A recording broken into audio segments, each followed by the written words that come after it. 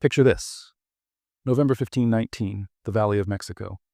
You're a Spanish conquistador named Bernal Diaz del Castillo, standing on a mountain pass with Hernán Cortés and 400 exhausted soldiers. You've marched for weeks through hostile territory, fighting battles, climbing over 10,000 feet in elevation. Then you crest the ridge, and you see it. Spread out before you is a sight that stops you cold. A massive city built on an island in the middle of a shimmering lake. Gleaming white pyramids rising hundreds of feet into the air. Causeways stretching for miles across the water. Canals filled with thousands of canoes. Gardens floating on the lake surface. Snow-capped volcanoes framing the entire scene like something from a dream. You're looking at Tenochtitlan, the capital of the Aztec Empire. It's home to 200,000 people, one of the 5 largest cities in the entire world. It's cleaner, more organized, and more beautiful than any city in Spain. Years later, you'll write in your memoir, "We were amazed and said it was like the enchantments they tell of in legends, on account of the great towers and buildings rising from the water and all built of stone." But here's what makes this moment truly staggering. Just 200 years earlier, the people who built this empire were a small, despised tribe of nomadic refugees that nobody wanted. They were so hated that they were forced to live in a swamp no one else would touch. This is the story of how Mexico built its empire. Not the Spanish colonial empire, but the indigenous empire that existed before Europeans arrived. The Aztec Empire. How a group of refugees became the most powerful civilization in Mesoamerica in just 200 years. How they built a city that amazed even their conquerors. And how they did it through military genius, political manipulation, and an ideology that convinced them they were saving the universe. This is the complete history of Mexico's empire. From nomadic tribe to continental superpower. 200 years to build, 2 years to fall. And it all started with a prophecy and an eagle eating a snake. To understand how the Aztecs built their empire, you need to understand where they came from. And the truth is, we don't know for certain. The Aztecs' own origin story is a mix of history, myth, and propaganda. According to Aztec legend, their ancestors came from a place called Aztlán, somewhere in northern Mexico. The word Aztec literally means people from Aztlán. They called themselves the Mexica, which is where the name Mexico comes from. Around 1100 AD, the god Huitzilopochtli appeared to their priests in a vision. He commanded them to leave Aztlán and journey south. He promised they would find a new homeland. They would know the place by a specific sign, an eagle perched on a cactus, eating a snake. This image is on Mexico's flag today. It's been the symbol of Mexican identity for 700 years. The Mexica began their migration south. It took over 100 years of wandering through deserts and valleys. They weren't a large group, maybe a few thousand people. They lived by hunting, gathering, and raiding, and nobody liked them. Every time they tried to settle, they were driven away. The civilized peoples of central Mexico saw the Mexica as barbarians, violent, uncivilized. They didn't want these rough nomads anywhere near them. By around 1250 AD, the Mexica entered the Valley of Mexico, a high-altitude basin surrounded by mountains and filled with interconnected lakes. This was the heartland of Mesoamerican civilization. Powerful city-states controlled territories around the lakes. The Mexica tried to find a place to settle. They asked the ruler of Culhuacan for permission to live on his land. He gave them the worst possible location, a rocky, snake-infested area that no one else wanted. He hoped the snakes would kill them. Instead, the Mexica ate the snakes. They were tough, disciplined, and excellent warriors. The ruler of Culhuacan began hiring them as mercenaries. The Mexica proved themselves brutal and effective. After one victory, they presented him with 8,000 ears cut from enemy soldiers. Impressed, the king allowed them to settle nearby. The Mexica began to integrate. They intermarried with locals. They learned the sophisticated culture and politics of the valley. But then the Mexica did something that got them expelled. According to sources, they asked the king to send his daughter to become their goddess. The king agreed, thinking this was an honor. When he arrived at the ceremony, he discovered the Mexica had sacrificed his daughter. A priest was wearing her skin during a ritual. The king was horrified. He expelled them immediately. Around 1325 AD, the Mexica were refugees again, fleeing into the swampy islands in the middle of Lake Texcoco. And there, on a small muddy island that nobody else wanted, they saw the sign. An eagle perched on a nopal cactus, eating a snake. They had found their homeland. They would build their city here. They would call it Tenochtitlan. It was the worst piece of real estate in the entire valley. A swamp with no fresh water, no farmland, and nothing to recommend it except one fact. Nobody else wanted it, which meant nobody would drive them away. From this miserable swamp, in just 200 years, the Mexica would build the most powerful empire in Mesoamerica. The early decades in Tenochtitlan were brutal. The Mexica were still subjects of more powerful city-states. They paid tribute and served as mercenaries in other people's wars. But they were learning. They studied valley politics. They formed alliances through marriage. They proved themselves as warriors, and they developed the military and political systems that would eventually make them dominant. In 1427, everything changed. The ruler of the most powerful city-state, Azcapotzalco, died. A succession crisis erupted. The Mexica, led by a brilliant leader named Itzcoatl and his nephew Tlacaelel, saw their opportunity. They formed an alliance with two other city-states, Texcoco and Tlacopan, creating the Triple Alliance. Together, they went to war. After a brutal siege, Azcapotzalco fell in 1428. The Triple Alliance divided the conquered territories, with Tenochtitlan taking the largest share. The Mexico were no longer subjects. They were a major power, but Itzcoatl and Tlacaelel did something even more important than winning the war. They rewrote history. After the victory, they gathered all the old historical records and burned them. Then they created new histories that portrayed the Mexica as the chosen people of the gods, destined to rule. They emphasized the eagle and the snake. They elevated their war god, Huitzilopochtli, to supreme deity status. They created a cosmic ideology that justified Mexica expansion. According to this ideology, the world had been created and destroyed 4 times before. The Mexica were living in the 5th sun, the final age, and this age would also end in destruction unless the gods were constantly fed with human blood. The Mexica positioned themselves as the people chosen to keep the 5th sun alive through war and sacrifice. Every conquest wasn't just about territory. It was about cosmic necessity. They were saving the universe. This ideology gave Mexica soldiers sacred purpose. They weren't just fighting for land. They were fighting to prevent the apocalypse. From 1428 onward, the Aztec Empire expanded rapidly.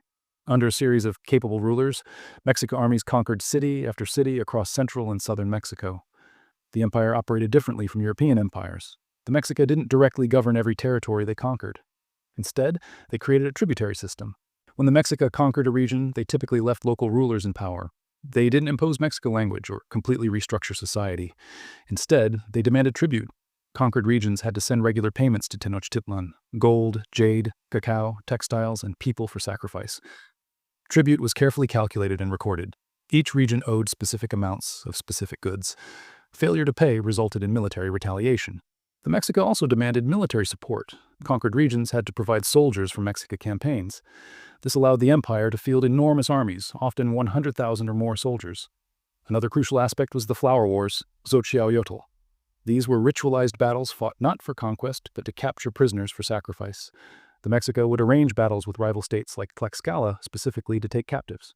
These Flower Wars trained warriors, terrified enemies, provided victims for sacrifice, and kept certain states perpetually weak and hostile, which the Mexica used to justify their own military dominance.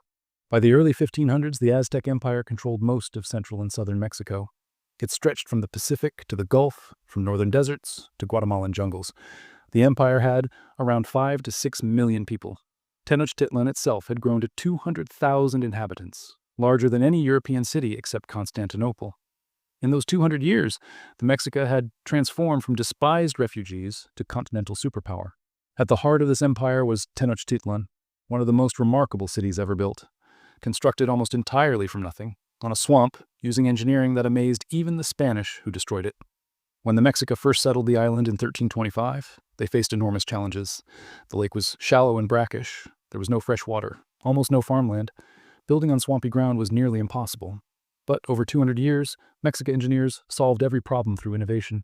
For fresh water, they built a double aqueduct stretching miles from mountain springs to the city. One channel could be cleaned while water still flowed through the other. For transportation, they dug canals throughout the city, creating a Venice-like system. Most people traveled by canoe. For food, they invented chinampas, floating gardens. These were artificial islands created by piling mud onto rafts of reeds, anchoring them with willow trees. Chinampas were incredibly fertile, producing multiple harvests per year. For building foundations, they drove thousands of wooden pilings deep into the soft lake bed to create stable platforms.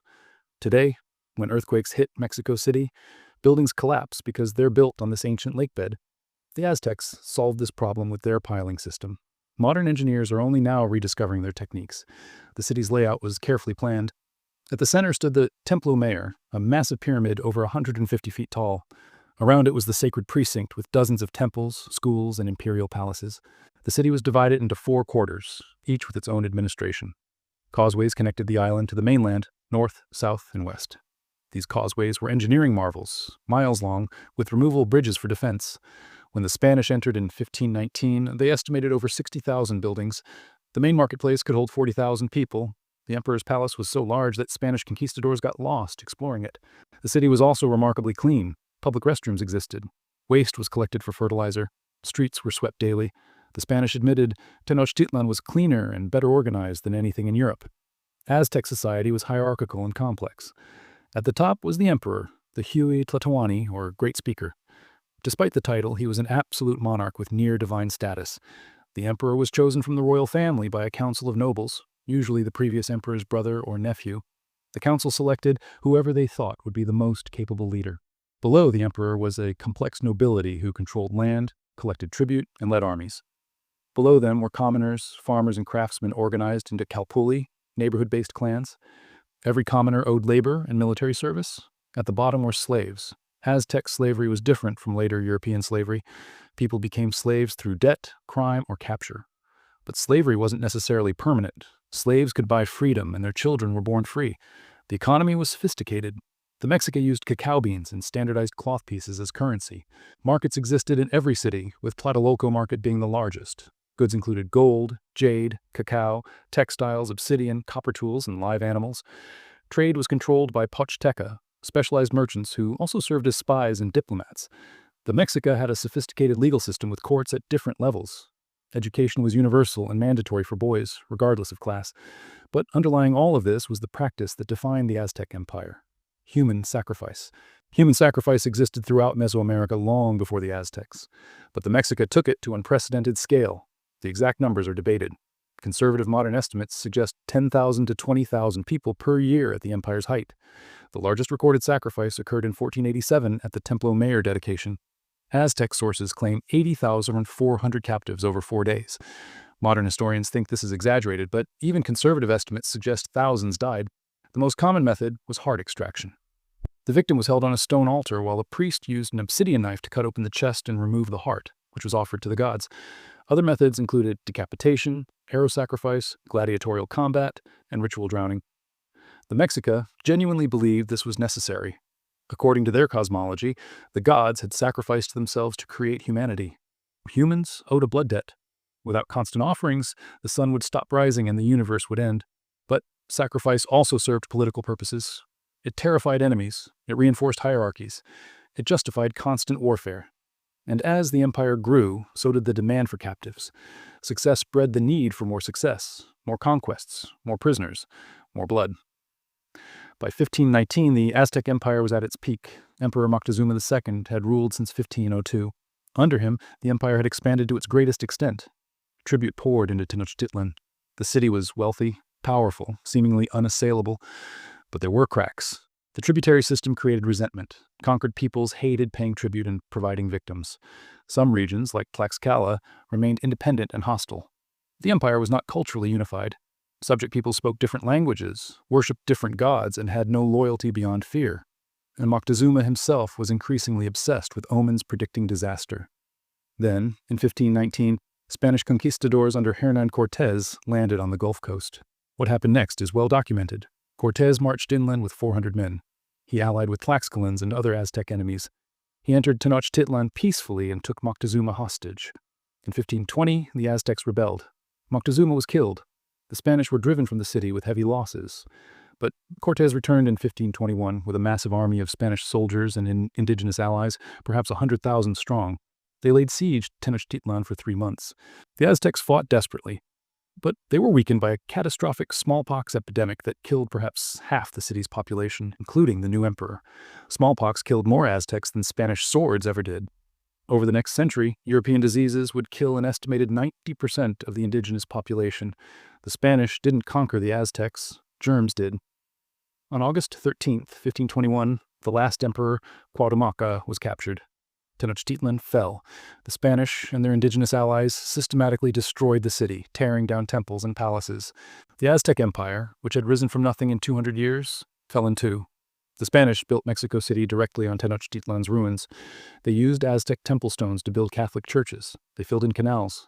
They drained the lake. The Chinampas were destroyed. But they couldn't erase everything. The foundation of modern Mexico is Aztec. The name Mexico comes from Mexica. The national symbol is the eagle eating the snake. Mexico City sits on the same spot as Tenochtitlan. The Nahuatl language is still spoken by over 1.5 million people. Mexican foods like chocolate, tomatoes, chili peppers, and avocados originated with the Aztecs. Even some religious festivals, blended into Catholic practice, have Aztec roots. When Mexico gained independence in 1821, it deliberately chose to identify with its indigenous past rather than its colonial past.